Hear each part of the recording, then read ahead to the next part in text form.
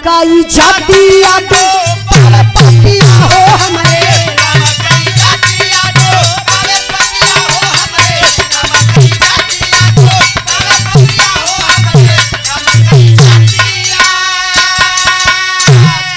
छीट पार शादी दिहल फेंकी दिहल पानिया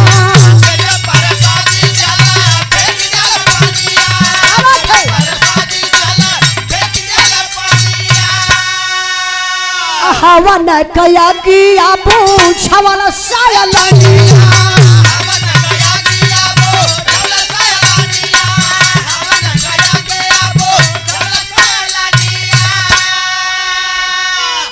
और खाली न फरक कया गिया और खाली न फरक कया गिया हई दगा पापिया हो काम कई जातिया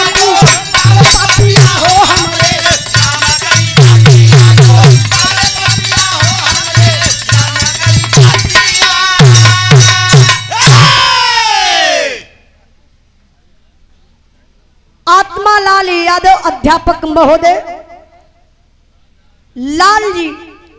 लालीपुर बनकट वार्ड नंबर 38 से बेडीसी पद के प्रत्याशी भूत प्रभारी समाजवादी बड़े भैया जी की तरफ से 100 रुपए का पुरस्कार। बहुत बहुत प्रणाम।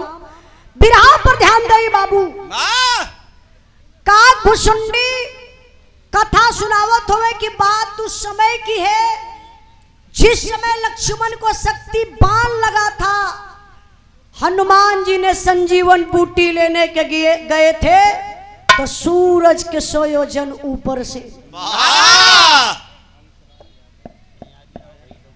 हेलो हनुमान जी का बात काग भुसुंडी का बात हनुमान जी सुनलन तमतमाए के खड़ा हुए कालम मेरे प्रभु भगवान की भक्ति झूठी हो रही है। मैं यहाँ कष्टई नहीं रुक सकता। हवनवा में पानी डाल देना परसदिया के वही पोछिया से पूरे जंगलवा भर छीट दहलन।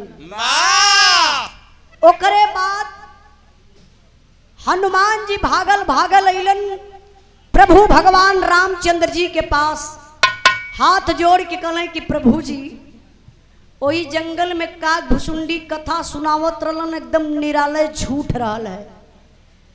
भगवान रामचंद्र जी सवाल कैलन हनुमान जी से तू कैला का कथा के सुनला कि ना। हनुमान जी कहले प्रभु जी जहाँ आपका गलत कथा होई वहाँ हम बर्दाश्त करबे कथवाई के भंग कदली। मतलब हनुमान जी कहले कि प्रसादी के पूरे जंगल भर छीट डाली और वही हवनवा में सुसु का दहनी हाँ ये वीडियो बनाओ गल का वही हवनवा में पानी डाल के बुझा देली कथा भंग कर डाली। तब भगवान रामचंद्र जी सोचे लगले कहला ओ मेरे भक्त हनुमान को भ्रम हो गया अब मेरी बात नहीं मान रहा है। ये लगता है इसको घमंड हो गया। भगवान रामचंद्र जी कहले कि हनुमान जी तोहके तो पाप लग गयल आय के हमसे सुना दहला हमके सुनले के नातकारे पाप लग गयल। बिरहा के सुनने वाले भैया बाबू एक बात दिल और दिमाग से सुनल जाई पाप करने वाला ही पापी नहीं होता है। पाप को देखने वाला पाप को सुनने वाला गलत बात करने वाला आधा पाप को बांट लेता है। मान जी तू कथा भंग कैला तोहके तो पाप लगबे गयल आय के हमसे बता दला हमके सुनले के नातकारे पाप लग गए। हनुमान जी कहले कि प्रभु जी पपवाई छुट्टी कैसे। तब भगवान रामचंद्र जी कैलन का 1 मिनट मास्टर साहब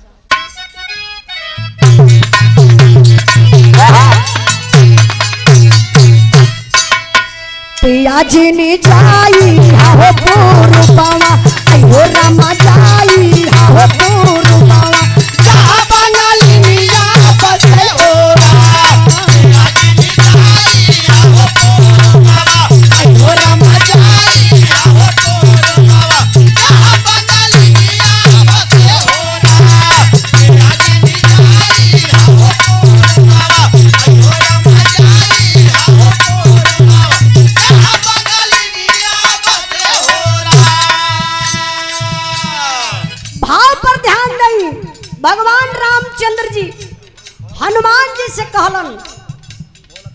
चला सरजू जी में स्नान करके ए पाप के धो लिया। आगे आगे भगवान रामचंद्र जी, पीछे पीछे हनुमान जी चलल हुआ सरजू जी के घाट पर। तो भयल का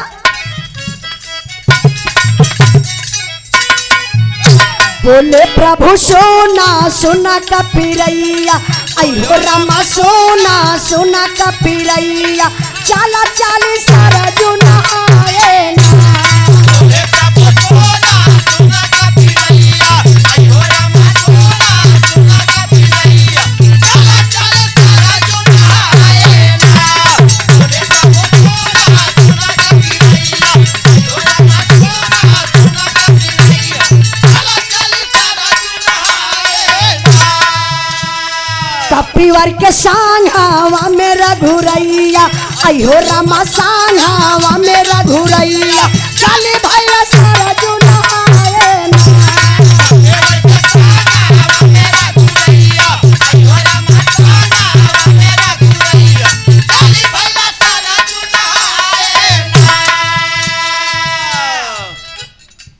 जल्दी बताइए। रामचंद्र जी आगे आगे पीछे पीछे हनुमान जी जाए कोई सरजू जी के घाट पर बैठ गईलन। भगवान रामचंद्र जी स्नान करे शुरू कैलन। स्नान तो करत हो, लेकिन जानबूझ के भगवान रामचंद्र जी एगो काम कर दहलन। कैलन का मास्टर साहब तर्ज बदल गई।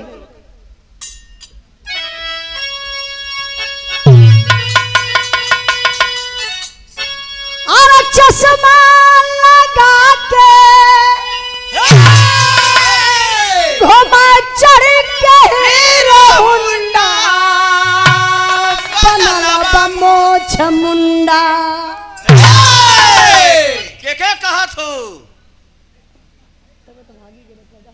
के कहा था वो के तू ही बता दा। के हीरो हुंडा बनल बमोश मुंडा। इनके कुछ शक जाती हो। तू बुल्लू कहलू है ना,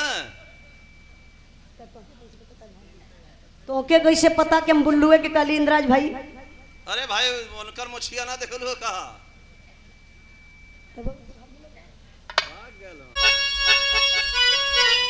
यही तर्जिया के स्वर्गीय रामदेव गुरु गावत रहलन।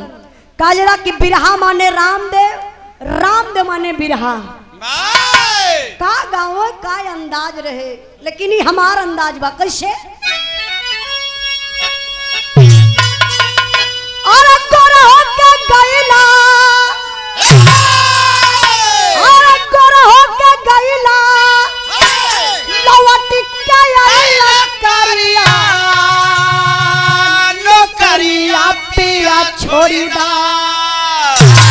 अरे नौकरिया पिया छोड़ी दा, चल जाया कोई लरिया, नौकरिया पिया छोड़ी दा, चल जाया कोई लरिया, नौकरिया पिया छोड़ी दा, चल जाया कोई लरिया, नौकरिया पिया छोड़ी दा।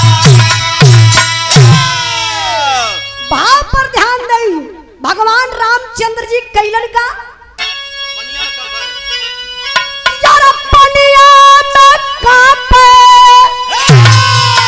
और पनिया में कांपे भगवान का शरीरिया, गिराई दिहला प्रभुवरा, और गिराई दिहला प्रभुवरा, हाय पानी में मुनरिया, गिराई दिहला प्रभुवरा, पानी में मुनरिया, गिराई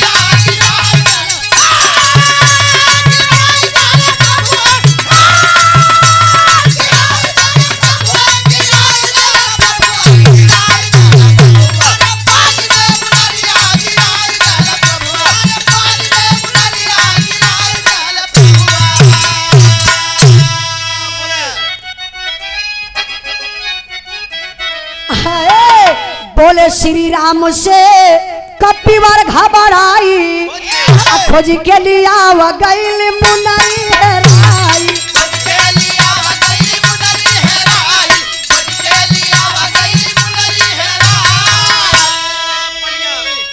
यार पनिया के भीतर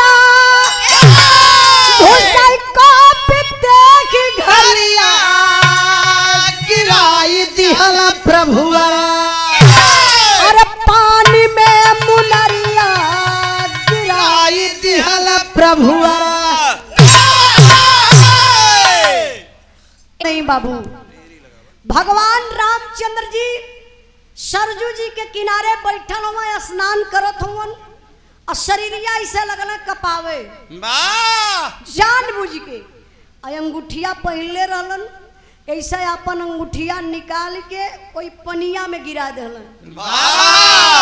जब भगवान अपने अंगूठी के गिरौलन तो हनुमान जी के पुकार दलन। खला के रे मेरे भक्त हनुमान, गजब हो गया, हमारी अंगूठी तो पानी में गिर गई। अब आओ न ताव देखना, हनुमान जी छपाक से पानी में कूदल। भगवान का लीला देखा, अंगूठिया लौकत बा, यह नीचे जात बा, हनुमान जी पकड़ल चाहत हुए लेकिन अंगूठिया पकड़ाती ना हो। ये कहीं ना कहीं प्रभु का लीला बा। अंगूठी पहुंचल 7 पताल के नीचे, अंगूठी पकड़ल चाहत हुए, अंगूठी पहुंच गई पतालपुरी में।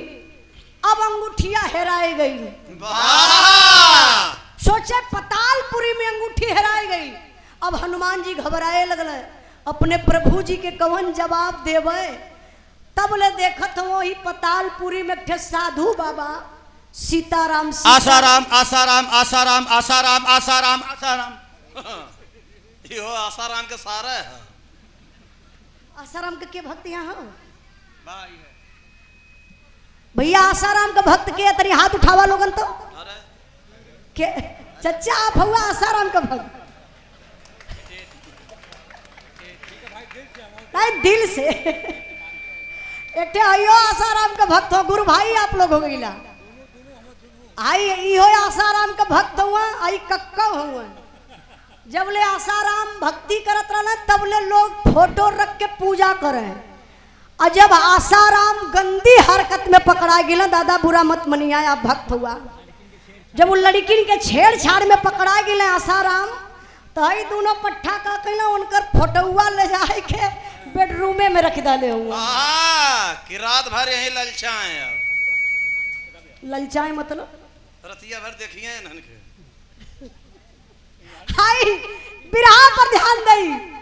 पतालपुरी में भगवान रामचंद्र जी का भक्त एक साधु बाबा सीताराम सीताराम सीताराम का जाप करत हुआ। तब ले हनुमान जी गईले, कहले प्रभु जी आपके भक्ति में थोड़ा से व्यवधान डालत बानी।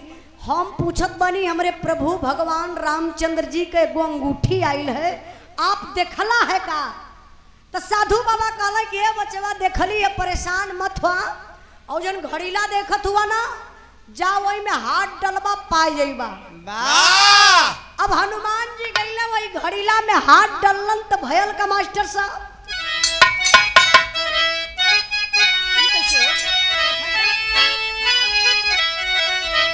अरे मुनरिया कसवा ठगो रही, देखत महावीर का भरम लगी नजरिया नजरिया नजरिया।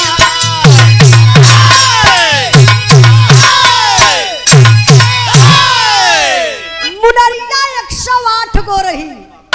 बड़ी सोचने की बात है, हनुमान जी का एक गो अंगूठी, सॉरी भगवान रामचंद्र जी का एक अंगूठी गई और पतालपुरी घड़ीलवा में 108 गो रहल। यह चमत्कार बा हमरे बिरहा में। ऐसा हनुमान जी उठा निकलना अंगूठिया तो भरी अजूरी अंगूठी, गिनत हुआ तो 108 गो अंगूठी, सब एक बरन का अंगूठी। समझे में ना आवत कि कौन बहिन का आइल है। तो भर अजूरी का अंगूठी हनुमान जी लेके गईले साधु जी के यहाँ। कहना प्रभु जी हमरे प्रभु भगवान रामचंद्र जी का जो अबहिन का आइल अंगूठिया उहे निकाल के दे दिहल जा। साधु बाबा वही अंगूठी के निकाल के हनुमान जी के देहलन। जो 107 गो अंगूठी रहल हनुमान जी वही घड़ीला में रख दलन। एक अंगूठी के लेके भगवान रामचंद्र जी के पास अइलन तो सवाल कैलन, कहला प्रभु जी आपका अंगूठी गई एक गो पतालपुरी में जाए के अंगूठी गई, पतालपुरी में 108 गो अंगूठी हो गई। एक कारण बता दी प्रभु जी। भगवान रामचंद्र जी हंसे लगल, कहला ओ अरे हनुमान 108 गो अंगूठी हो गई, लेकर मतलब तू ना जनला। तब भगवान रामचंद्र जी कहले कि जोन काग भुसुंडी जंगल में कथा सुनावत रहलन, जोन तो के घमंड हो गल रहल कि कथा गलत बा, वो कथा के भंग कैला, तो हके सही साबित करे के मल्ले हमके इतनी बड़ी भूमिका रचे के पड़ल। 108 प्रमाण में भगवान रामचंद्र जी हनुमान जी के जवाब देते हुआ 4 लाइन बिरहा में बड़ा इंपॉर्टेंट लाइन बा, ये लाइन पर आप लोग ध्यान दिए हैं। कैसे?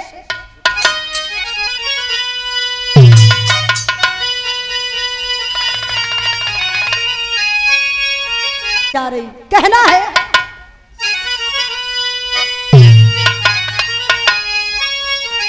अरे बोले हनुमान, बोले भगवान हनुमान जी सबतिया भैया,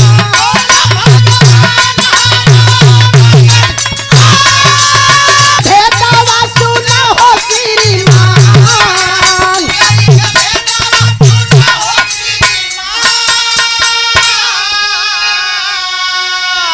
अरे 108 पार जाना हाली धरती पे पाहू,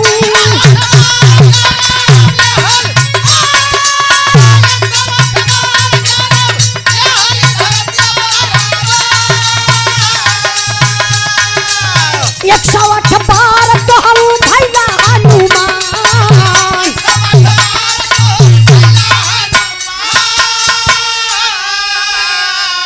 अरे 108 पार राम, 108 पार लक्ष्मण के पार,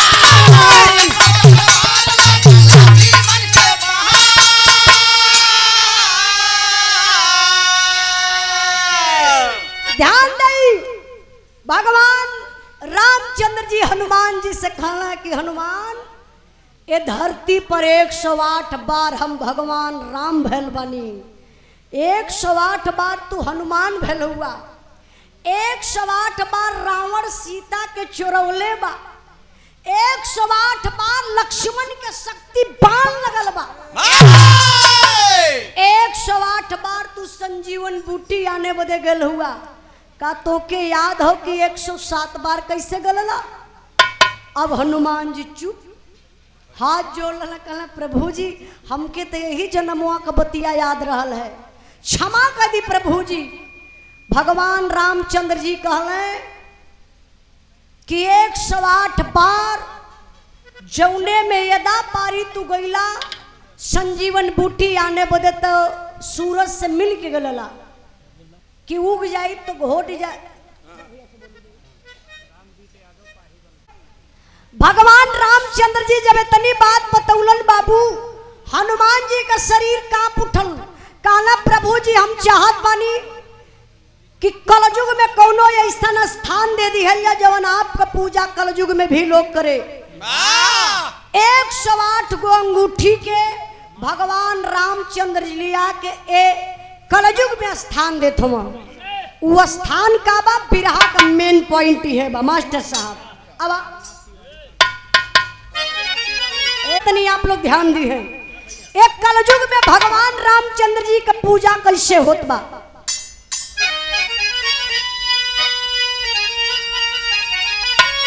अरे 108 मुनारे मनाई गईले कलयुग भइले कंठी बन पुजारी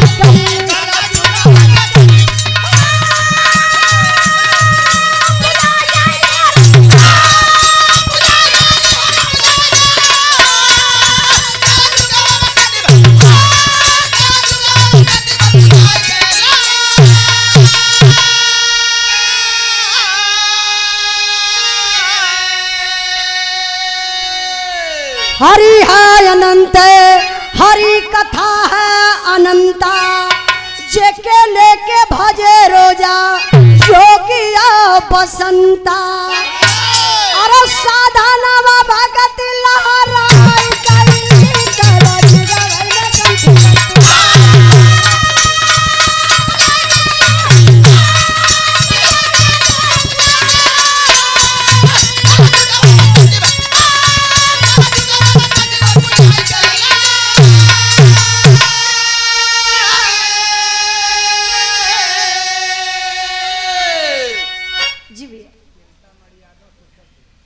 चिंतामणि यादव 108 गो मुनरी मनाई गईली, यही कलयुगवा में कंठी बन पूजाई गईली।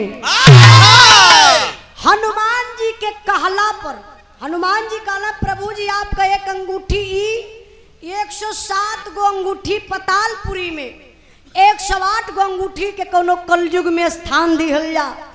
108 गो अंगूठी के भगवान रामचंद्र जी यह कलयुग में स्थान दलन। कुछ लोग कहेला रुद्राक्ष का माला, कुछ लोग कहेला तुलसी का माला। अपने हिंदू धर्म में 108 गो दाना का माला होला। चाहे आपके घरे होई तो जाए के गिन लिया, घरे ना होई तो कोनो मंदिर पर जरूर होई, आप लोग जाए के मंदिर पर एक बार जरूर इंक्वायरी कर लिया, गिन लिया।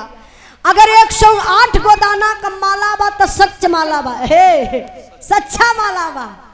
107 गो दाना का माला बा तो लक्ष्मण का माला है। कहे वो छोट हुआ कम रही उनका। 109 गो दाना का माला बा तो तो सीता के रही। ई कहे मेहरारू का रक्षण ज्यादा है। तू यहाँ हमार बात काटल हुआ कि बिरहा गवे बतावत है नहीं भैया, इनके काले पर आप लोग मत या नहीं तो कंफ्यूज हो जाइबा, दिल से भक्तियों न कर पैबा। 109 गो दाना का माला बा तो नकली बा, 107 गो दाना का माला बा तो नकली बा। जब तक कि 108 गो दाना का माला ना बा तब तक भगवान का भक्ति पूरा ना हो सकेले। यही से अपने हिंदू धर्म में आप लोग देखल जाला, भोर में स्नान कैले के बाद जोगी संत पुजारी सब लोग कोई मलवा के लेके जाप करेला। यही से लिखल जाला अपने हिंदू धर्म में। हमारे गुरु जी माननीय प्यारे लाल कवि जी कई नई खोज व रामायण से हिंदू धर्म में लिखल जाला श्री श्री 108। कभी अगर आपसे कोई सवाल कर दे कि हिंदू धर्म में श्री श्री 108 काहे लिखल जाला तो आप लोग ये बिरहा के तुरंत याद कर लेबा, बात समझ में आ जाई, तुरंत जवाब भी दे देबा। तो हमारे बिरहा का आखिरी लाइन, आखिरी भाव बा। ये भाव पर सम्मान किए 200 रुपए का पुरस्कार दे करके सब पूरा।